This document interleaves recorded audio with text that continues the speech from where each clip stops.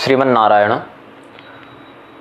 आज कुछ सुखद घटनाएं घटित हुई, तो हमने सोचा कि यद्यपि हम इस विषय में सबसे पहले दिसंबर महीने में ही अपना वक्तव्य जारी कर चुके थे, फिर भी बहुत से लोग कह रहे हैं, तो यद्यपि मुझे कोई आवश्यकता नहीं थी, फिर भी मैं कुछ ऐसी बातों को बताना चाहता हूं जो प्रमाण अभी तक लगभग आचार्यों ने नहीं दिए हैं। क्योंकि हमारा वैशिष्ट्य इसी में समाज में प्रसिद्ध है कि हम ऐसे प्रमाणों को सामने लेकर आते हैं जो लगभग अप्रचलित हों, या जिन ग्रंथों का समाज विस्मरण करता जा रहा है। प्रचलित बातों को तो अधिकांश आचार्य बताते हैं, लेकिन जो संप्रदाय के रहस्य को बताने वाले दुर्लभ हो चले, ऐसे ग्रंथों से हम प्रमाण देते हैं। ये भगवान हमें इस निमित्त नियोजित कर रहे हैं, तो हमने सोचा कि इस आलोक में भी हम कुछ कहें। आज मध्याह्न काल में लगभग 2:30-3 बजे के आसपास हम स्कंद पुराण का स्वाध्याय कर रहे थे। तो जब मेरा स्वाध्याय पूर्ण हो गया तो हमने फ़ोन देखा, तो स्वामी श्री विद्याभास्कर जी का फ़ोन आया हुआ था। तो मेरा फ़ोन साइलेंट था, तो हमें पता नहीं चला उस समय। तो हमने जब देखा तो हमने तुरंत फ़ोन किया स्वामी जी को कि क्या बात हो गई। स्वामी जी का फ़ोन पहली बार मेरे पास आया था ऐसे कॉल के रूप में। तो स्वामी जी से कुछ धर्म विषयक चर्चा हुई, और फिर हमने एक जिज्ञासा व्यक्त की उनके समक्ष कि फेसबुक पर हमसे किसी व्यक्ति ने पूछा था कि ऊर्ध्वपुंड और त्रिपुंड एक साथ लगाया जा सकता है कि नहीं लगाया जा सकता है। तो हमने सार्वकालिक जो सांप्रदायिक विधान है कि जिस आचार में जिसका अधिकार हो और जिसकी दीक्षा हो, वो व्यक्ति उसी संप्रदायगत चिन्ह आदि को धारण करे और संप्रदायगत सपर्या विधान में निष्ठा रखे। अब ऊर्ध्वपुंड और त्रिपुंड दोनों एक साथ लगाया जा सकता है, इसका तो संप्रदायगत आचार में मुझे कहीं दर्शन नहीं हुआ है। तो हमने कहा था कि एक साथ न लगाएं। इस बात पर किसी व्यक्ति ने वृंदावन के प्रतिष्ठित आचार्य श्री गंगाधर पाठक मैथिल जी से शिकायत की होगी हमारी। तो उन्होंने परोक्षतः ही बहुत से प्रमाणों से युक्त एक लघु लेख लिखा, जिसमें उन्होंने लगभग हमारे लिए प्रलाप शब्द का प्रयोग करते हुए बहुत से प्रमाण दिए। तो हम लोग शास्त्र प्रतिष्ठा को स्वीकार करने वाले लोग हैं, हठधर्मी नहीं हैं, इसीलिए उनके द्वारा दिए गए प्रमाणों को भी हम स्वीकार करते हैं कि उस स्थिति में अमुक अमुक व्यक्ति इस प्रमाण के आधार पर इस क्रिया को कर सकता है। फिर हमने स्वामी श्री विद्याभास्कर जी से भी पूछा कि इसमें आपका क्या मत है, शास्त्र का क्या आप पक्ष इसमें हमें आलोकित करेंगे। तो स्वामी जी ने भी लगभग वही बात कही जो हमारा मत था, और यह भी कहा कि प्रमाण तो शास्त्र में बहुत से आचार्यों के, ऋषियों के अलग अलग संदर्भ में लगभग सब चीज़ के मिल ही जाते हैं, लेकिन उसमें से कौन सा हमारे आचार में ग्राह्य है और कौन सा हमारे लिए अग्राह्य है, इसको समझना विवेकी व्यक्ति का लक्षण है। और फिर बहुत से प्रसंगों का आपस में परिशीलन करने के बाद अभिगीत शिष्टाचार विषयत्वात् इत्यादि सूत्रों का आश्रय लेकर उन्होंने बहुत कुछ चर्चाएं की। और उसी मध्य एक प्रसंग बना हम लोगों के बीच कि स्वामी जी ने एक चर्चा की हनुमान जी के कथा के विषय में। उन्होंने दो बातें कही। एक तो यह कि हनुमान जी को श्री रामचंद्र जी ने शिवलिंग लाने के लिए कहा था, फिर 2 मुहूर्त ही समय बच रहा था और हनुमान जी थोड़े विलंबित चल रहे थे, तो मुहूर्त रक्षणार्थ भगवान ने दूसरे शिवलिंग पर प्रतिष्ठा की। फिर हनुमान जी ने आकर कहा कि भाई हमारा परिश्रम तो व्यर्थ हो जाएगा, तो एक हनुमदीश्वर शिवलिंग की उन्होंने अलग से स्थापना करवाई। तो ये कथा कहाँ वर्णित है? क्योंकि परंपरा में सुनने को तो मिला है, लेकिन ये कहाँ वर्णित है? और दूसरा उन्होंने एक और कहा कि एक उन्होंने मुझे YouTube शॉर्ट्स भेजा था, जिसमें रामानंद सागर के श्री कृष्णा एक सीरियल के कुछ अंश थे, जिसमें हनुमान जी और बलराम जी का युद्ध दिखाया गया कि हनुमान जी ने बलराम जी के गर्व का कैसे खंडन किया। इस प्रकार से कोई एपिसोड आया होगा, तो स्वामी जी ने भेजा था। और यह भी कहा कि इसका कोई शास्त्रीय आधार है कि नहीं है, क्योंकि स्वामी जी को बलराम जी वाला प्रकरण नहीं मिल रहा था। रुक्मिणी जी का तो मिला था उनको, लेकिन इधर वाला नहीं मिला। रुक्मिणी सत्यभामा इत्यादि का एक विषय बना था, तो बोले बलराम जी का तो नहीं है ध्यान में, अगर कहीं मिले तो इसको खोजा जाएगा शास्त्रों में। तो संयोगवशात कहें या भगवत कृपावशात कहें, अब संयोग भी भगवान की प्रेरणा के बिना तो होता नहीं है। उन्होंने पहला जो प्रसंग चर्चित किया स्वामी जी ने कि हनुमान जी के द्वारा हनुमदीश्वर शिवलिंग की स्थापना, इसका कहाँ है संदर्भ। तो उस समय बस वही वाला प्रसंग हम पूरा करके उठे ही थे संजोगवशात। तो हम बोले कि स्कंद पुराण में तो है और आनंद रामायण में भी है, तो हम तुरंत वहाँ से उस प्रसंग को निकाल कर कहे कि स्कंद पुराण के ब्रह्मखंड अंतर्गत जो सेतु खंड है उसमें अध्याय 44 में वर्णन है, और इधर आनंद रामायण में सार कांड के 10वें सर्ग में वर्णन है। तो ऐसा कह के हमने स्वामी जी को बताया शास्त्रीय कहाँ पर हमको मिला था उस समय। अब इसी मध्य अब दूसरा प्रश्न थोड़ा अनुत्तरित रह गया कि हनुमान जी ने गरुड़ इत्यादि का गर्वमोचन किया था, इसका वर्णन कहाँ पर है। और हमने पढ़ा तो था कहीं, लेकिन अब तुरंत तो स्मरण नहीं आ रहा था कि कहाँ पढ़ा, क्योंकि ऐसे नित्य बहुत से ग्रंथों का स्वाध्याय सबों से होता रहता है, तो हर विषय को सदैव मस्तिष्क में बैठाए रखना संभव नहीं है।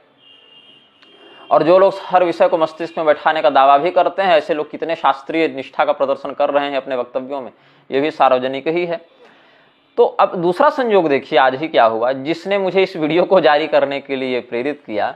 दूसरा संयोग यह बना कि अब स्वामी जी का फोन जब चल ही रहा था, हम लोग की बात हो ही रही थी, तो हमारी माता जी का बीच में फोन आ गया। तो हमने स्वामी जी से अनुमति ली कि जरा माता जी से बात कर लेते हैं। फिर स्वामी जी को भी व्यस्त होना था, हम भी व्यस्त हो जाते। तो माता जी से हाल समाचार लेकर कुछ आहार प्राप्त करके फिर हम पराशर संहिता का अध्ययन करने बैठ गए। तो पराशर संहिता में हमको वो प्रसंग मिला 48वें पटल में, पराशर संहिता के 48वें पटल में हमें यह वर्णन मिला कि जहाँ पर हनुमान जी ने गरुड़ जी के गर्व का भेदन किया है। हालांकि बलराम जी वाला प्रकरण वहां पर वर्णित नहीं है, वही वाला है कि गरुड़ जी को भगवान ने देखा कि ये थोड़ा अधिक अहंकार में आ गए हैं, तो उनके अहंकार का शमन करने की इच्छा से, भगवान ने शोधन करने की इच्छा से कहा कि जाकर जरा हनुमान जी को बुला कर ले आओ। तो जाकर जब हनुमान जी को देखा गरुड़ जी ने गंधमादन पर स्वर्ण कदली वन में, तो उन्होंने देखा कि हनुमान जी एकदम राम तत्व में लीन हैं, अरण्यता से भगवान श्री रामचंद्र जी का कीर्तन कर रहे हैं, वो जप कर रहे हैं, हनुमान जी का राम नाम का आश्रय लिए हुए हैं। तो उस समय गरुड़ जी ने कहा कि भाई हमारे भगवान श्री कृष्ण बुला रहे हैं। तो हनुमान जी तो जान ही रहे थे सब भगवान की लीला है, उन्होंने गरुड़ जी को बड़ा क्या कहें उसको छत विछत किया, और गरुड़ जी बड़े टूटे फूटे अंग लेकर भगवान के पास आए। तो भगवान को निवेदन किया कि हनुमान जी ने तो ऐसी मेरी दुर्गति कर दी। तो कहा अच्छा जाओ और कहो कि सीताराम जी का आदेश है कि जल्दी पहुंचो। तो गरुड़ जी ने जैसे जाकर कहा कि सीताराम जी भगवान बुला रहे हैं, तो हनुमान जी सारा काम छोड़ के बोले कि चलो कहाँ है। तो अब इधर गरुड़ जी को बोले हनुमान जी कि तुम मेरे पीठ पर बैठ जाओ, हम जल्दी ले चलेंगे। तो गरुड़ जी को थोड़ा अपमान जैसा लगा कि अरे गरुड़ की गति से भी अधिक ये तेज चलेंगे क्या। लेकिन गरुड़ जी जब पहुंचे, चले यहाँ से पहले थे, और जब पहुंचे द्वारिका तो देखे हनुमान जी पहले पहुंच चुके हैं। बाद में फिर भगवान ने कहा कि देखो हनुमान जी हमसे मिलने आ रहे हैं, और हमने यह कहा है कि सीताराम जी बुलाए हैं, और यहाँ अगर उनको अयोध्या वाला माहौल नहीं दिखा तो बड़ी गड़बड़ हो जाएगी। तो इसीलिए तुम ऐसा करो सत्यभामा में कि जल्दी जल्दी तुम सीता का रूप धारण कर लो और हम श्री राम रूप धारण वापस कर लेते हैं। तो सत्यभामा जी ने बड़ा प्रयास किया सीता रूप को धारण करने में, लेकिन सफल नहीं हुई, ऐसा पराशर संहिता में वर्णन है। और फिर रुक्मिणी जी वही थी, तो कहा कि अब सत्यभामा तो कर नहीं पा रही, तो रुक्मिणी तुम ही सीता जी का रूप धारण कर लो। तो फिर रुक्मिणी जैसे कहा था राघवत्ते भवत सीता रुक्मिणी कृष्ण जन्मनी, विष्णु पुराण के आधार पर, तो रुक्मिणी जी तो सीता जी का रूप धारण कर ली, लेकिन सत्यभामा जी नहीं कर पाई, क्योंकि सत्यभामा जी श्री देवी हैं तो सभी श्री की ही, लेकिन ऐसे देखें मूलतः तो पृथ्वी देवी भूदेवी की अवतार है। कृष्णोपनिषद में सत्यभामा धरेति वै ऐसे करके उक्ति है, श्रुति है इसमें कि सत्यभामा, कृष्णोपनिषद की श्रुति है कि सत्यभामा जी पृथ्वी भूदेवी की अवतार हैं। इसीलिए सत्यभामा को लेकर गए हैं जब भौमासुर का वध करने जा रहे थे भगवान, तो भौमासुर पृथ्वी पुत्र था ना, नरकासुर, तो इसलिए सत्यभामा जो पृथ्वी जी की अंश थी उनको लेकर भगवान गए हैं। तो ये कथा पराशर संहिता के 48वें पटल में हमें पढ़ने को मिली।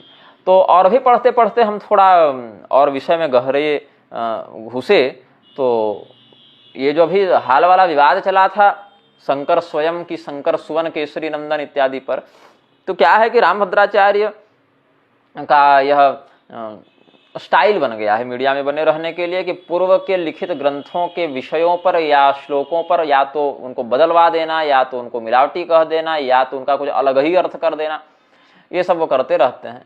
तो यद्यपि हम शंकर स्वयं और शंकर सुवन वाले विषय पर जब ये लोग विवाद अभी महीना 2 महीना से शुरू किए थे, उससे पहले दिसंबर में ही प्रथम सप्ताह में हम अपना वक्तव्य, जब हम कलकत्ता गए थे अपने चिकित्सा के लिए अनुराग कृष्ण शास्त्री जी के सहयोग से, तो हमने वहीं पर एक वक्तव्य जारी किया था। यद्यपि हम अस्वस्थ थे और हमारे जबड़े का ऑपरेशन हुआ था, लेकिन फिर भी हमने वो वक्तव्य जारी किया था।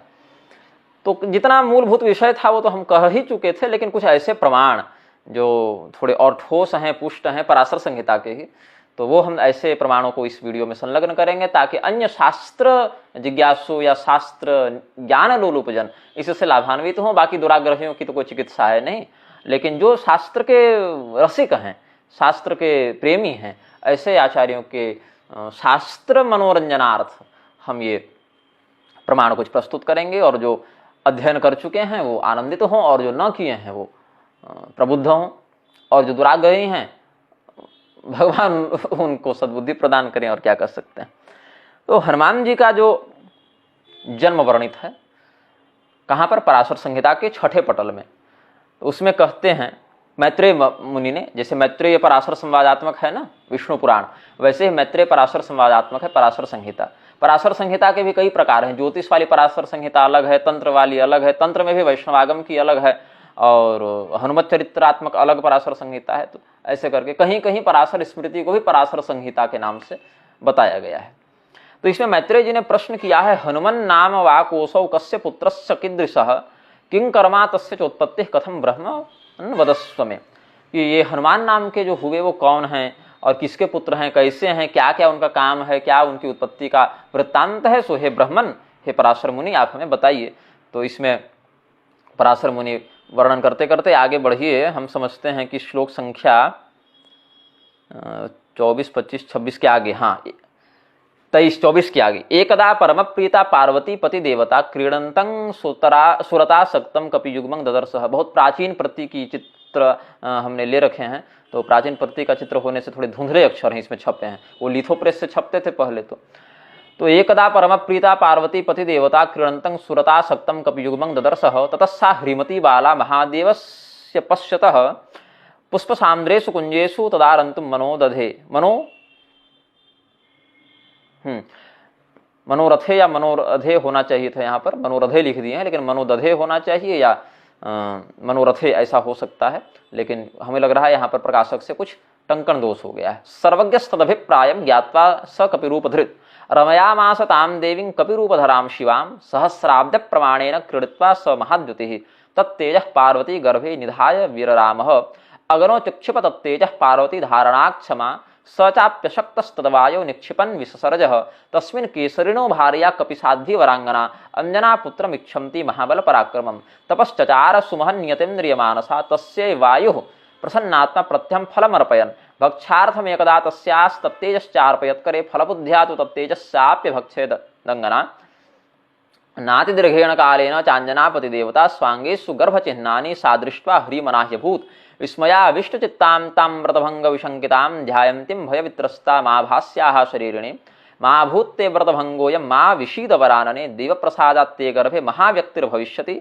एवं मुक्ता तु सा देवी मुदा परमयायुता। तो ऐसे कह के बताया। सार है इन श्लोकों का कि भगवान महादेव और भगवती पार्वती एक बार थोड़े क्या कहें उसको, प्रणय के माहौल में थे, एक प्रेम का भाव दोनों के मध्य था, दोनों के चित्त में प्रेम का आधिक्य था। उसी समय पार्वती जी ने एक बंदर के जोड़े को रमण करते हुए देखा, तो उनके चित्त में भी अपने पति से संसर्ग की इच्छा जागृत हुई। भगवती ने महादेव जी से प्रणय निवेदन किया कि भाई आप हमें भी रति सुख प्रदान करें। तो 1000 वर्षों तक भगवान महादेव ने भगवती पार्वती से काम क्रीड़ा का व्यवहार किया। और उसके बाद गर्भाधान किया। भगवान का वीर्य भगवती के गर्भ में जब प्रविष्ट हुआ तो उस तेज को धारण करने में देवी पार्वती सक्षम न हो सकी तत्काल, तो उन्होंने अग्नि में, और अग्निदेव भी जब समर्थ न हो सके तो उन्होंने वायुदेव में उस तेज को स्थापित कर दिया। अब इधर जो है अंजना देवी जो केसरी की पत्नी है, तो केसरी जी की पत्नी अंजना प्रतिदिन व्रत का जो पालन करती थी, उसमें फलाहार करती थी, और वायु देवता उनको प्रतिदिन एक फल देते थे। तो वायु देवता ने उस दिन जो फल दिया उसमें भगवान महादेव के उसी तेज का आधान करके दे दिया, जिसका भक्षण करने से वह तेज इनके उदर में स्थापित हो गया और वो ये गर्भवती हो गई। अब जब इन्होंने अपने शरीर में गर्भवती का लक्षण देखा तो इनको बड़ा एक भय लगा, एक ग्लानि हुई कि हम गर्भवती कैसे हो गए बिना संसर्ग के ही। तो इनको अपने व्रत के भंग होने का एक भ्रम हुआ। तो आकाशवाणी हुई कि आप चिंता न करें, आपका व्रत भंग नहीं हुआ है, अपितु आपके गर्भ से एक महान पुरुष का, एक महान व्यक्ति का क्या कहते हैं, देव प्रसादात्य गर्भे महाव्यक्तिर भविष्यति, देवता के अनुग्रह से आपके द्वारा एक महान व्यक्ति का, महान व्यक्तित्व का जन्म होने वाला है। तो ऐसा जब सुना अंजना देवी ने तो उन्होंने बड़ी प्रसन्नता से इसका अभिवादन किया, इस घटना का। अब इसमें क्या है कि भगवान ये जो हनुमान जी हैं वो कोई सामान्य बंदर जैसा ऐसे नंगे धड़ंगे पैदा नहीं हुए। कैसे हैं, तो यज्ञोपवीतादि के साथ ही ये उत्पन्न हुए हैं। जो कहते हैं ना कांधे मूंज जनेऊ साझे इत्यादि, तो कौपीन कटिसूत्राभ्याम, और ऐसे कैसे स्वर्ण यज्ञोपवीतम च माणिक्य कुंडलधरम, वस्त्र के साथ उत्पन्न हुए। सुन ही लीजिए पूरा श्लोक, श्लोक का भी एक अलग पुण्य होता है। लेकिन हाँ, इसमें एक बात समझा दूं आपको, इसमें हनुमान जन्मोत्सव और जयंती वाले विषय को भी थोड़ा मैं जोड़ दूंगा। ये बहुत धूर्ततापूर्ण एक अभी प्रारंभ हो गया है कि जन्मोत्सव कहो जयंती मत कहो, ऐसे शब्द शास्त्र विरहित जन बड़ी धूर्तता करते हैं। जयंती शब्द शास्त्रोक्त है, जयंती का अर्थ मृतक व्यक्ति से कोई शब्द शास्त्र के अनुशासन में तो नहीं है संबंध। हम लोग जयंती कहते हैं उत्सव को, उत्सव जयशालिनी क्रियाओं को जयंती के नाम से शास्त्रों में बताया गया है। भगवती का भी जयंती मंगला काली ये नाम प्रसिद्ध ही है। स्वर्ण जयंती, रजत जयंती इत्यादि लोग मनाते हैं। लेकिन लोग गांधी जयंती में जो गांधी का है ना ऐसे कह के, और जयंती शब्द को कि हम इसकी जयंती उसकी जयंती मनाते हैं, इसीलिए पुण्य तिथि जो मृतक की होती है उसको जयंती कहते हैं, ऐसा भ्रम मत रखिएगा। जन्मोत्सव और जयंती एक ही रूप में हनुमान जी के संदर्भ में तो मैं प्रमाण दे भी दूंगा, तुरंत श्लोकबद्ध प्रमाण दूंगा। तो कल्प भेद से ये है राध्यंतर कल्प की कथा है या कहाँ की है, जरा मैं अभी आगे मिल जाएगा प्रकरण में, थोड़ा विस्मृत हो रहा, आगे है वर्णन, ये किस कल्प की कथा है। तो हनुमान जी का जो मुख्य जन्मोत्सव है जिसको शास्त्र में जयंती के रूप में वर्णित किया गया है, जयंती हनुमत जयंती ऐसे कहा गया है, तो उसमें दो तिथियां प्रसिद्ध हैं। एक तो तिथि है कार्तिक वाली, कार्तिक कृष्ण चतुर्दशी वाली, और एक है चैत्र पूर्णिमा वाली बात। तो दोनों का भी वर्णन समयानुसार मिलता है अपना। लेकिन यहाँ पर जो कहते हैं वैशाखे मास कृष्णायाम दशमी मंद संयुता पूर्वम पृष्ठपदा युक्ता कथा वैधृति संयुता तस्याम मध्याह्न वेलायाम जनयामास वैसुतम महाबलं महासत्वम विष्णु भक्ति परायणम। वैशाख मास के कृष्ण पक्ष की 10वीं तिथि को मंद संयुता, मंदवासर हम समझते हैं, यहाँ शनिवार का अर्थ लगाना चाहिए, बाकी ज्योतिषी लोग विशेष बताएंगे। मंदवार हम समझते हैं शनिवार को ही कहना चाहिए, क्योंकि शनि की गति ग्रहों में सबसे मंद चलती है ना, वो 2.5 वर्ष में एक राशि का चक्र पूरा करते हैं। तो पूर्व पृष्ठपद, पृष्ठपद से भी हम समझते हैं भाद्रपद ही होना चाहिए अर्थ। तो इस नक्षत्र में उनका जन्म हुआ है मध्याह्न काल में। और कैसे हुए हैं हनुमान जी, जब जन्म लिए हैं तो कैसे जन्म लिए हैं, इनका स्वरूप बड़ा दिव्य है। महाबलम महासत्वं विष्णु भक्ति परायणम सर्वदेवमयम वीरम ब्रह्म विष्णु शिवात्मकम वेद वेदांग तत्वज्ञम सर्व विद्या विशारदम। यद्यपि जाकर हनुमान जी सूर्यदेव से विधिवत गुरुमुख से विद्या अध्ययन किए विद्या शोधनार्थ, लेकिन पढ़ के ही आए थे सब। वो तो भगवान कृष्ण भी गए, अयातयाम हो तुम्हारी विद्या, ऐसा गुरुजी ने आशीर्वाद दिया था। और भगवान श्री रामचंद्र जी भी गए, गुरुग्रह पढ़न गए रघुराई। तो भगवान हनुमान जी भी यद्यपि सर्वशास्त्रज्ञ थे, लेकिन गुरुमुख से विद्या की शुद्धि होती है। कहे वेद वेदांग तत्वज्ञं सर्व विद्या विशारदम सर्व ब्रह्म विदाम श्रेष्ठम सर्वदर्शन सम्मतम माणिक्य कुंडलधरम दिव्य पट्टांबरान्वितम कनकाचल संकाशम पिंगाक्षम हेममालिनम स्वर्ण यज्ञोपवीतम च मणिनूपुर शोभितम ध्वज वज्रांकुशच्छत्र पद्मरेखांघ्रि संयुतम दीर्घलांगूल सहितम दीर्घकायम महाहनुम कौपीन कटिसूत्राभ्याम विराजितम महाभुजम आश्चर्यभूतम लोकानां वज्र संहननम कपिम सर्वलक्षण संपन्नम किरीट कनकांगदम प्रभयामि तया विष्णुरवतारमिवादरम। जैसे भगवान विष्णु का ही कोई अवतार हो गया, वैसे आदर के साथ, जैसे भगवान विष्णु के अवतार होने पर देवता पुष्पवृष्टि करते हैं, हनुमान जी के अवतार होने पर भी विष्णु जी का ही अवतार जैसे सम्मान पाता है, वैसे हनुमान जी भी सम्मान पाए हैं। पपात पुष्पवृष्टिश्च नेदुर्दुंदभयो दिवी, ऐसे कह के बबो वायु सुख स्पर्श सहितो निर्मलोदका, ऐसे कह के भगवान हनुमान जी के जन्म का वर्णन किया। और जन्म में आप समझ गए हनुमान जी किस प्रकार से शिवपुत्र हुए, शंकर सुवन हुए, सुवन पुत्रार्थक यहाँ प्रयुक्त है। और हम उन सभी आचार्यों का, जैसे कि स्वामी चिदंबरानंद सरस्वती जी ने भी इस पर किया अपना वक्तव्य निर्गत, ये जगतगुरु रामानुजाचार्य श्री रत्नेश प्रपन्नाचार्य जी ने भी किया, जगतगुरु शंकराचार्य स्वामी निश्चलानंद सरस्वती जी ने भी किया। तो ऐसे बहुत से महापुरुषों ने भी अपना अपना वक्तव्य रामभद्राचार्य के विरुद्ध ही, उनके शास्त्रीय कृत्य के विरुद्ध ही जारी किया है।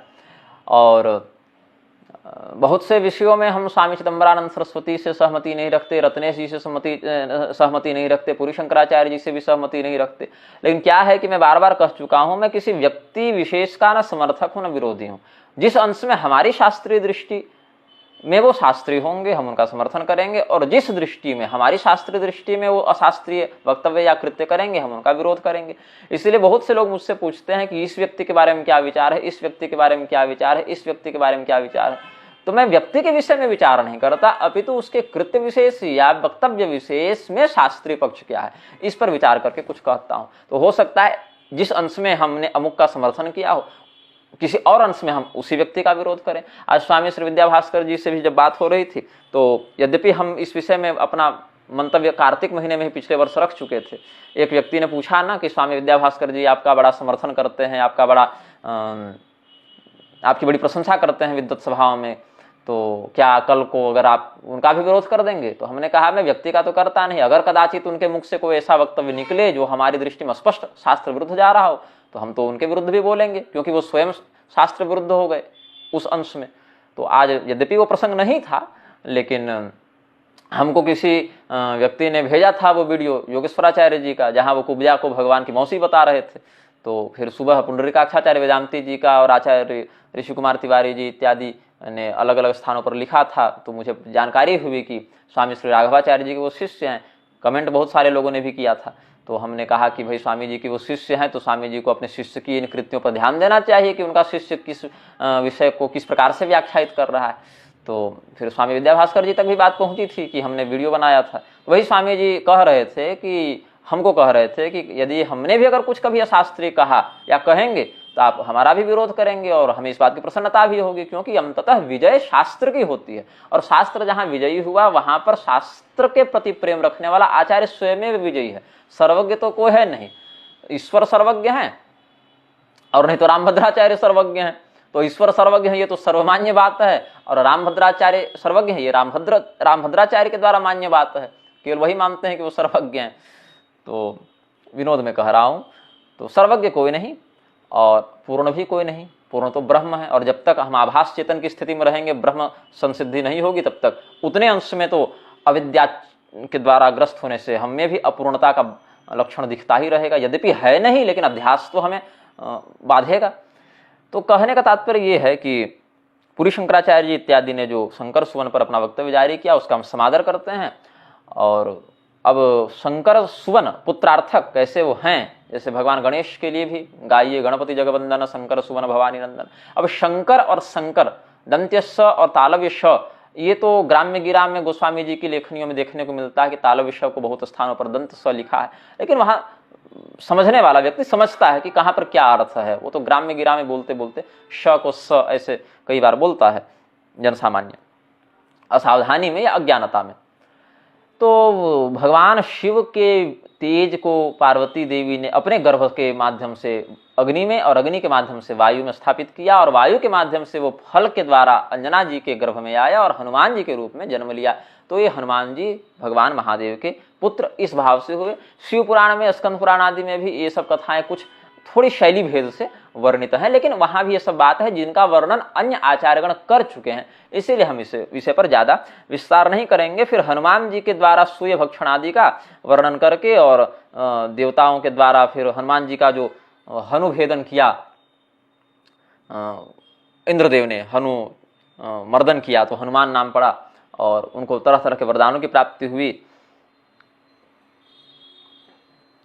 और आगे हम देखते हैं कि हनुमान जी क्या क्या कार्य करेंगे। पार्वती गर्भ संभूते पार्वती गर्भ नामवान, कैसे कैसे नाम पड़ा है हनुमान जी का देखिए। पार्वती पुत्र भी नाम पड़ा, अग्नि गर्भ, वायुपुत्र, आंजनेय, केसरी नंदन, है ना, हनुमान, ऐसे कैसे त्रिमूर्ति, कैसे कैसे नाम पड़ा है हनुमान जी का। सो देखिए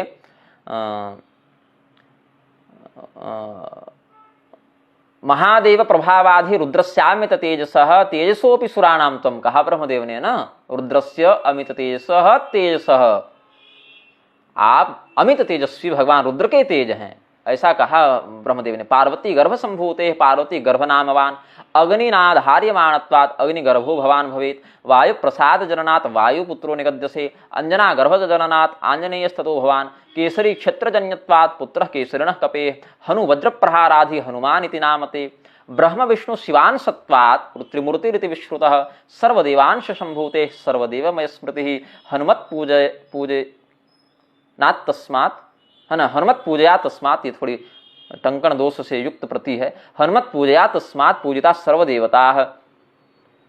इस प्रकार से हनुमान जी के फिर आगे सूर्यदेव से विद्याध्ययन का, कि सूर्यदेव ने कहा कि हमारे पास समय नहीं, मैं तो नित्य भ्रमण करता हूँ, तो हनुमान जी फिर सूर्यदेव की ओर मुख करके पीछे चलते हुए शास्त्रों का ज्ञान प्राप्त करते हैं। ऐसा आगे बढ़ते हुए यहाँ पर मैं ये बता रहा था कि चैत्र पूर्णिमा और कार्तिक कृष्ण चतुर्दशी के अतिरिक्त वैशाख कृष्ण दशमी को हनुमान जी के जन्म का पूर्व भाद्रपद नक्षत्र में वैधृति योग में हनुमान जी के जन्म का वर्णन पराशर संहिता के आलोक में किया जाता है। जैसे बुद्ध के अवतार के विषय में ही बहुत सी तिथियां हैं, वैशाख वाला भी है और पौष वाला भी है। पौष सप्तमी को भी एक बुद्ध सप्तमी मनाते हैं, तो कई बार बुद्ध अवतार हुए और वैसे ही अनुसार से कई तिथियां हैं।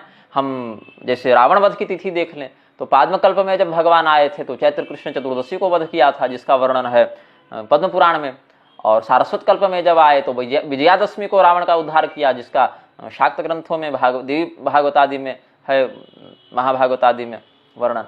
और जब ब्राह्मकल्प में आए तो वैशाख में किया है, वैशाख कृष्ण चतुर्दशी है या क्या है, बार देखना पड़ेगा। ब्राह्मकल्प वाला भूसुंडी रामायण में इसका वर्णन है, लेकिन हमको लग रहा है कि चैत्र वैशाख का अंतर है वहां पर।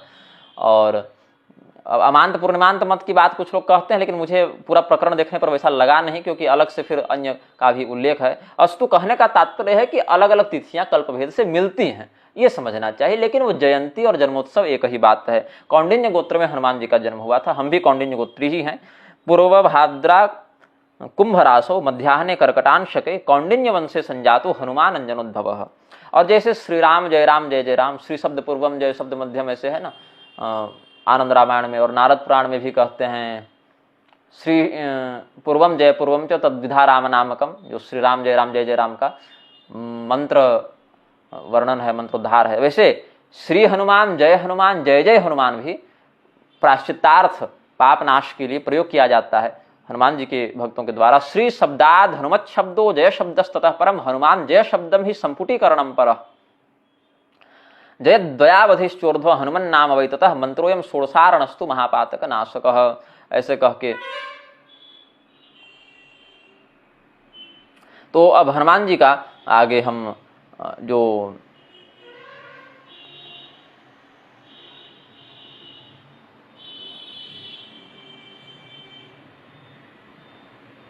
प्रसंग वर्णित कर रहे थे आपके सामने, आगे के पटलों पर हम आगे जाते हैं। बहुत से घटनाओं का वर्णन है, उनके बहुत से भक्तों के चरित्र का वर्णन है। अच्छा, हम ये बता रहे थे कि वो जो शंकर स्वयं का एक हनुमान गढ़ी वाला जो शिलापट्ट जो लोग दिखा रहे थे, उसको शिलालेख के नाम से। अब लेख तो देखिए, कोई भी अभी हम भी पत्थर पर बैठ के कुछ छेनी हथौड़ी लेकर बैठ जाए तो उसको शिलालेख ऐसे नहीं कहा जा सकता ना, और 50-60 वर्ष पहले वो लगाया गया है। अब हनुमान चालीसा के भी कई पाठ भेद मिलते हैं, तो उसमें व्यक्तियों को जो सुप्रसिद्ध प्रचलित अर्थ है और जो शास्त्र विरुद्ध भी नहीं है, शंकर सुवन, तो उस स्थिति में उसका आश्रय ग्रहण करना चाहिए। इधर उधर के प्रलाप में अगर आप केवल अपनी प्रतिभा का वैशिष्ट्य दिखाने के लिए जो सर्वमान्य बातें हैं उनका खंडन करते चलेंगे तो इससे आपकी ही प्रतिष्ठा की हानि होगी।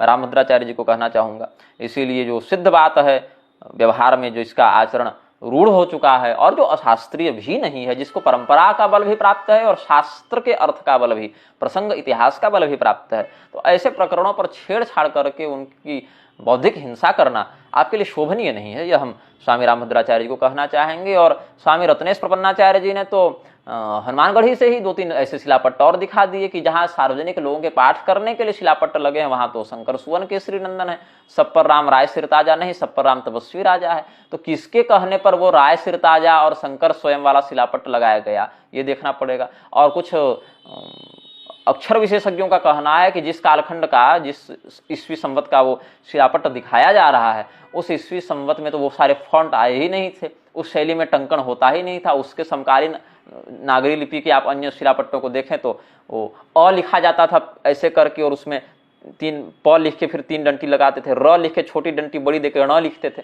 ऐसे बहुत से प्राचीन प्रतियों में आपको मिल जाएंगे। लेकिन कहने का तात्पर्य है कि उस शिलापट्ट में जो फॉन्ट और जो शैली और जो डिजाइन प्रयोग है वो 1980 के आसपास वो बता रहे थे कि आई थी, और जो अक्षर विशेषज्ञ हैं, इन विषयों के जो जानकार हैं, वो सब कह रहे थे। अब भगवान हनुमान जी का एक अच्छा जयंती वाला प्रकरण छूट गया ना, जयंती पर मैं कुछ कहना चाह रहा था। हनुमान जी की जो जयंती है और जो जन्मोत्सव है वो एक ही है। उसका प्रमाण भी हनुमान जी के जन्मोत्सव का और जयंती का जो विधान है, हालांकि यहाँ पर वैशाख मास के कृष्ण पक्ष की 10वीं का ही वर्णन किया है पराशर जी ने, लेकिन हम इसमें देखते हैं हनुमान जी के जन्म का वर्णन पराशर संहिता के 6ठे पटल के 80 श्लोक संख्या में देखें। जयंती नाम पूर्वोक्ता हनुमत जन्मवासर, जो हनुमान जी के जन्म का आपको दिन बताया गया, जो उनका जन्मदिन है, उनको क्या कहते हैं? जयंती नाम पूर्वोक्ता हनुमत जन्मवासर। तो हनुमान जी की जो जयंती है और जो जन्मोत्सव है, दोनों के मध्य जो लोग भ्रम उत्पन्न करते हैं कि जयंती गलत शब्द है, जयंती अशास्त्रीय शब्द है और जन्मोत्सव सही शब्द है, ये जो नया वाला भी शिगुफा लोग प्रारंभ किए हैं, ये अज्ञानता का परिचायक हम समझते हैं। जयंती ही नाम है हनुमान जी के जन्मोत्सव का, और अन्य देवताओं के भी विषय में, जैसे परशुराम जयंती के स्थान पर लोग आजकल परशुराम जन्मोत्सव कहने लगे हैं कि परशुराम जी तो चिरंजीवी हैं, हनुमान जी तो चिरंजीवी हैं, और जो चिरंजीवी व्यक्ति है वो मरेगा नहीं, और जयंती तो मृत्यु की तिथि को कहते हैं। मृत्यु की तिथि को जयंती कहाँ लिखा है, कहाँ वर्णित है, किस कोश में, किस निरुक्त में, किस व्युत्पत्ति से आप इसी अर्थ में जयंती को रूढ़ करके इसका निषेध कर रहे हैं? जयंती दिवसे पूजाम कृत्वा श्री हनुमत प्रभो उपवासा यते प्रोक्ता गृहणाम भोजनम मतम।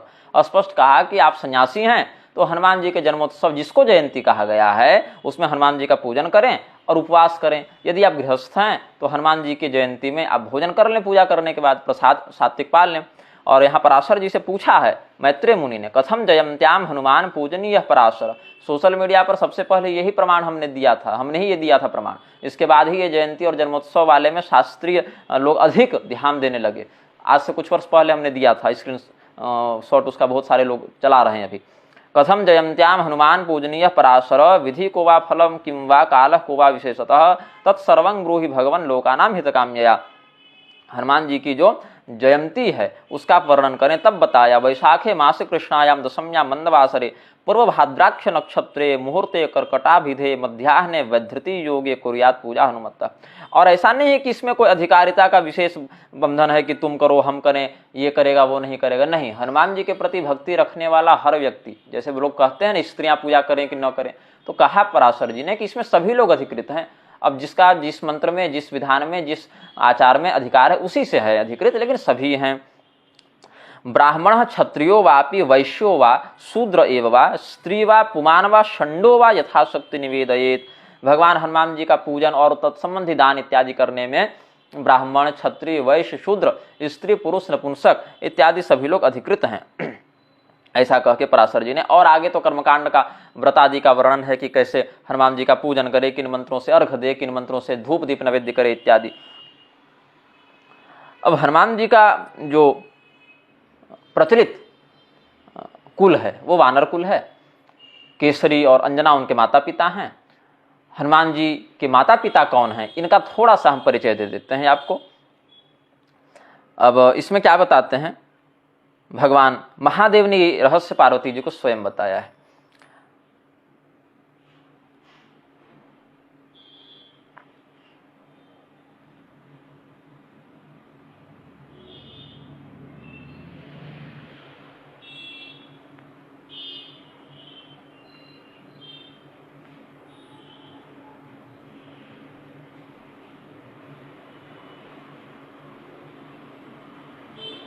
हनुमान जी के जन्म का ये वर्णन हम देखते हैं कि 82वें पटल, पराशर संहिता के पटल संख्या 82 में वर्णित है।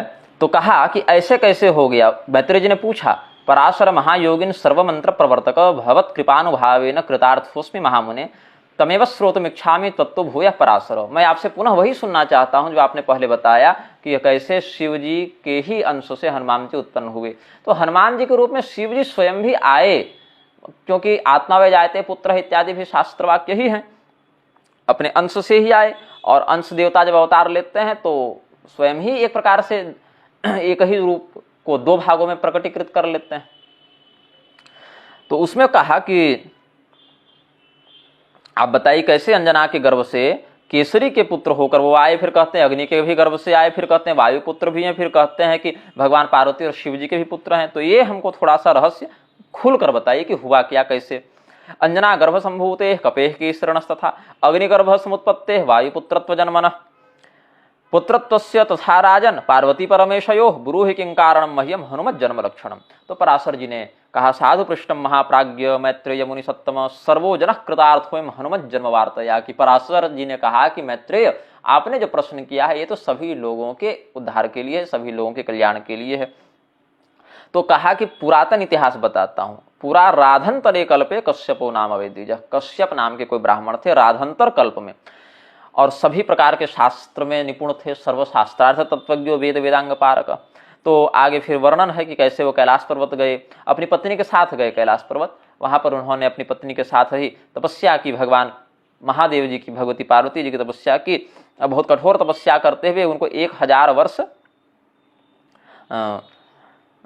बीत गए। तो उन ब्राह्मण देवता को तपस्या करते हुए देखकर अग्निदेव और वायुदेव को बड़ा आदर का भाव उनके मन में आया, देवताओं के मन में, कि ये ब्राह्मण देवता इतनी तपस्या कर रहे हैं तो थोड़ी हम इनकी सहायता कर दिया करें। तो क्या किया कि समय समय पर अग्निदेव और वायुदेव दोनों मिलकर उन ब्राह्मण देवता के प्रतिदिन की पूजा में जो फल फूल इत्यादि की व्यवस्था होती थी, फूल लाकर दे देते थे, फल लाकर दे देते थे, उनके लिए जल इत्यादि का प्रबंध कर देते थे, उनके लिए कुशा समिधा इत्यादि का प्रबंध कर दिया करते थे। तो ऐसे ही जिस समय उन महात्मा को, कश्यप जी को, कश्यप नाम के उन ब्राह्मण को जिस भी वस्तु की अपनी तपस्या के लिए आवश्यकता पड़ती थी तो अग्निदेव और वायुदेव दोनों उपलब्धता कराते रहते थे, ये सेवा करते थे वो अपनी ओर से। तो एक बार क्या हुआ, भगवान महादेव इनकी तपस्या से प्रसन्न हुए और नंदीश्वर पर आरूढ़ होकर बढ़िया एकदम 5 मुख वाले पंचवक्त्र स्वरूप में आए दर्शन देने के लिए। पार्वती जी बाएं भाग में विराजमान थी, तो भगवान के आया हुआ देखकर कश्यप जी बड़े प्रसन्न हुए। काश्यप मुनि, कश्यप गोत्री कोई ब्राह्मण थे, वो प्रसन्न हुए, बड़े कि आह्लादित हुए कि भगवान हमारे पास आए। तो प्रणाम किया और भगवान ने कहा कि हम आपकी तपस्या से बड़े संतुष्ट हैं, तो कुछ मांगिए वरदान हमसे। तो कश्यप जी ने कहा, भगवान मम पुत्र त्वमिस्त्येश्वरो मम, भगवान मम पुत्र त्वमित्येश्वरो मम। यहाँ पर थोड़ा टंकण दोष है प्रकाशक से। ततो जगादगिरीश सर्वभूत दयापर तव कश्यप पुत्रस्याम हनुमान नाम वानहम शंभु नैवं वरे दत्ते काश्यपस्य द्विजन्मनः अपृच्छताम तस्संभुम वह्नि वायुस्वकंदरम आवयोरपि पुत्रत्वं भज शंभो निजाज्ञया तयोरेवं प्रतिज्ञाय शंभुरंतर दधौ क्षणात्। अब ब्राह्मण देवता को भगवान ने कहा वरदान मांगो, तो ब्राह्मण देवता ने कहा कि आप हमारे पुत्र के रूप में आए, हम चाहते हैं। तो भगवान ने कहा ठीक है, हम हनुमान के रूप में जब आएंगे तो हम आप ही के पुत्र बनकर आएंगे, ऐसा भगवान ने कहा। और वायु देवता और अग्नि देवता कहे कि भैया हमने भी बड़ी सेवा की है तो थोड़ा बहुत कमीशन हमको भी मिले, क्योंकि जो यज्ञ में सहयोग करता, तपस्या में सहयोग करता, उस पुण्य में वह भी अधिकारी हो जाता है, तो आप हमारे भी पुत्र बने। तो शिव जी ने विचार किया और कहा कि हाँ, हम आपके भी पुत्र कहलाएंगे, अग्निनंदन भी कहलाएंगे, वायुनंदन भी कहलाएंगे। लेकिन कैसे कहलाएंगे, इसका आगे वर्णन किया कि ततः केसरी नामाभूत काश्यपो वानरेश्वर, वानरों के राजा केसरी के रूप में वही काश्यप ऋषि आए और उनके अंतर्गत 16 सहस्राणाम केसरी नायको जनी। उस वन में केसरी जी 16,000 वानरों के सरदार थे। उनके दल में, उनके यूथ में, उनके समूह में, वानरों का जो दल उनके अनुशासन में था उसमें 16,000 वानर थे। और ये जो इनकी पत्नी थी उसका क्या हुआ, पत्नी के साथ तपस्या करने गए थे, तो क्या हुआ पत्नी का, ततः कश्यप भार्यापि साध्या नाम सुमध्यमा, साध्या नाम था पत्नी का, साध्या नामना सुमध्यमा, पतिभक्तियुता साध्वी गौतमस्य महात्मनः अहल्यायां सुता जाता ह्यंजना नामधारिणी साधु लक्षण संपन्ना त्वंजना कंजलोचना भार्या केसरिणो धर्म्या जाता सर्वेश्वराज्ञया ततोंजना केसरिणो पुत्रत्वं प्राप शंकरः। अब ये क्या हुई, साध्या जो इनकी पत्नी थी वो गौतम और अहल्या जी के गर्भ से अंजना बनकर उत्पन्न हुई और उसका विवाह हुआ केसरी जी से। और पूर्व तपस्या में प्राप्त वरदान के आधार पर भगवान शिव उनके पुत्र के रूप में आए। और भगवान शिव कैसे पुत्र के रूप में आए, तो सीधे सीधे नहीं, पहले भगवान शिव ने पार्वती जी में गर्भाधान किया। वो गर्भांश जो है, वो रुद्रांश जो है गर्भ रूप में, भ्रूण रूप में अग्निदेव में, फिर वायुदेव में, और तब जाकर अंजना जी के गर्भ में प्रतिष्ठित हुआ। तो एक दृष्टिकोण से शिव जी ही आए, लेकिन पुत्र के रूप में आए तो शंकर स्वयं की अपेक्षा शंकर सुवन पाठ ही इन प्रमाणों के आधार पर अधिक श्रेष्ठ सिद्ध होता है। उसके बाद फिर आगे ऋक्षराजा का वर्णन करते हुए सुग्रीव बाली के जन्म का वर्णन किया, जो हम अध्यात्म रामायण इत्यादि में भी कह चुके हैं। और इस प्रकार से अंत में सभी वानरों का करते हुए कहा, ततः सुग्रीव नामाभूत कश्चित वानर पुंगव हनुमदात्त संबंधात सुग्रीवो मातुल स्मृतः। हनुमान जी के मामा लगते थे सुग्रीव जी। सुग्रीव जी हनुमान जी के मामा इस किसी प्रकार से, इस प्रकार वानरों के आप्त संबंध से मुंह बोले प्रकार के मामा लगते थे सुग्रीव जी हनुमान जी के। तो इस प्रकार से हमने आपको अलग अलग ईश्वर पुत्र, देखिए हाँ हनुमान जी का कौन सा मंत्र है ये, इसमें 5 हनुमान की पूजा होती है, एक तांत्रिक प्रयोग है। इसमें 5 हनुमान, उद्दंड हनुमान, वीर हनुमान, प्रताप हनुमान, चिंतामणि हनुमान, कालाग्नि रुद्र हनुमान, ये 5 हनुमान का पंचरत्न प्रयोग होता है। तो पंचरत्न मंत्र के अंतर्गत कहते हैं, पूरा मंत्र तो बोलना उचित नहीं होता, लेकिन भाव समझ लीजिए, वज्रदेह, वज्र कवच, वज्र तुंड, वज्र नख, वज्र, ऐसे करते करते आगे बढ़ते हैं। तो क्या कहते हैं, ईश्वर पुत्र वायुनंदन अंजना गर्भ संभूत। ईश्वर पुत्र, ईश्वर शब्द से भगवान महादेव का ही वाचन सामान्यतया होता है, यदि किसी और देवता का, जैसे श्री भगवान उवाच कहे तो लगभग विष्णु भगवान का ही अर्थ लगाते हैं। यद्यपि कहीं कहीं शिव जी के लिए भी आया है श्री भगवान उवाच, लेकिन एक सामान्य रूढ़ है वो अर्थ उनमें। तो ईश्वर उवाच ऐसे जब शास्त्रों में वर्णन मिलता है तो महेश्वर उवाच, भगवान महादेव कह रहे हैं, ऐसा समझना चाहिए। और भगवान महादेव का आगे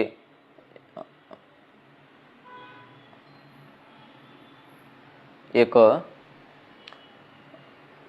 प्रसंग है इसमें, जहाँ हनुमान जी का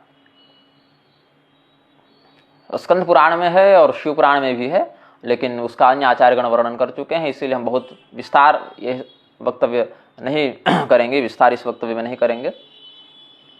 पराशर संहिता में हनुमान जी के लिए शंभुपुत्र ऐसा संबोधन आया है।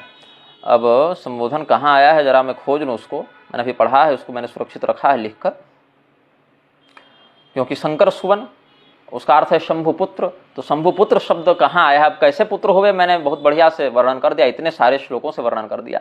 हाँ, कितना है, 54 पटल, 54वां पटल जो है पराशर संहिता, उसमें कहते हैं, उष्ट्रारूढ़ सुवर चला सहचरण सुग्रीव मित्रांजना सूनो वायु कुमार केसरी तनु जाक्षादि दैत्यांतक सीता शोक हराग्निनंदन सुमित्रा संभव प्राणद श्री भीमाग्रज शंभुपुत्र हनुमान 50 तुभ्यम नमः। हनुमान जी के पंचमुखी स्वरूप का यहाँ संस्तवन करते हैं और कहते हैं, सुग्रीव मित्र हैं आप, अंजना सूनु हैं आप, अंजना पुत्र हैं, वायु कुमार हैं, केसरी जी के भी पुत्र हैं, और अग्निनंदन भी हैं, और अंत में कहा शंभुपुत्र। उष्ट्रारूढ़ सुवर चला सहचरण सुग्रीव मित्रांजना सूनो वायु कुमार केसरी तनु जाक्षादि दैत्यांतक सीता शोक हराग्निनंदन सुमित्रा संभव प्राणद श्री भीमाग्रज शंभुपुत्र हनुमान 50 तुभ्यम नमः। ऐसा हमने जो शास्त्र वाक्य आपके समक्ष उपलब्ध किया, ये सब थोड़े अप्रचलित अब हो चुके हैं, क्योंकि परंपरा से अध्ययन और अध्यापन धर्माधिकारियों के ही प्रमाद से कुछ कहें खंडित होता जा रहा है। तो शंकर स्वयं केसरी नंदन इत्यादि का प्रपंच फैलाने के स्थान पर शंकर सुवन केसरी नंदन का ही हम समर्थन करते हैं, और यही आशा करते हैं कि आप सभी इस प्रकार के दुराग्रही व्यक्तियों के चक्कर में न पड़ के सर्वमान्य परंपरा का ही अनुसरण करेंगे। क्योंकि अब समर्थन और विरोध तो बहुत से विषयों पर बहुतों का किया जा सकता है, और मैं करता भी हूँ, आगे भी करूंगा ही। लेकिन इस आलोक में जहाँ तक जो बात थी, हम नहीं कुछ कहना चाहते थे, लेकिन इतने सारे प्रमाणों को देखकर मन थोड़ा ललच जाता है, थोड़ा लोभी हैं हम इस मामले में, शास्त्र लोभी हैं हम लोग। एक ही चीज़ का तो लोभ रह गया जीवन में कि ये कथा का रस है और वो बना रहे तो भगवत कृपा है। वही चला जाएगा तो निस्सार हो जाएंगे। फिर गरुड़ पुराण में सभी चीज़ों का सार बताया गया है ना, और सार को तो जोड़कर भगवान की कथा बनती है। इसीलिए हमने यह इतना बता दिया आप लोगों को। आप लोगों का भी हनुमान जी कल्याण करें, और जिस प्रकार से भगवान तुलसीदास जी पर अनुग्रह किए वैसे भगवान आप सबों पर भी अनुग्रह करें, ऐसी हम मंगल कामना करते हैं। श्रीमन्नारायण।